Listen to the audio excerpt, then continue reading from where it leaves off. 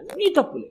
రాముడి గురించి ఎంత దారుణంగా రాసేశారంటే అసలు నోటి వెంట ఎప్పుడు ఏ అశ్లీలమైన మాటలు రాకూడదో అంత అశ్లీలమైనటువంటి మాటలు రామాయణంలో ఉన్న పాత్రలు మాట్లాడుకుంటున్నట్టుగా రాశారు. నేను తెల్లబోయి మీరు చదివారా రామాయణం అని అడిగాను. అంటే నేను చదివానండి అన్నాడు ఆయన. ఎక్కడ చదివారన్నాను. ఆయన ఏదో చెప్పాడు, బలనాథ్ చదివాను. అయ్యా మీరు పుస్తకం రాయాలని నేను పుస్తకం రాశానన్న కీర్తి కావాలంటే ఎన్ని కుటుంబాలు పడిపోతాయో. రేపొద్దున్న ఈ పుస్తకం నిజం అనుకుని ఎవరో పిల్లాడు చదువుతాడో, ఓ 10th క్లాస్ పిల్లాడో, ఓ ఇంటర్మీడియట్ పిల్లాడో, రామాయణం అంటే ఇలాగే ఉంటుంది అనుకుంటాడు వాడు. రాముడు అంటే ఇలాగే మాట్లాడతాడు అనుకుంటాడు.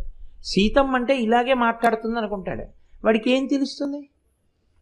ఎంతమంది తలకొట్టుకుంటే వాళ్ళకి అసలు విషయం మళ్ళీ సుబోధకం అవుతుంది.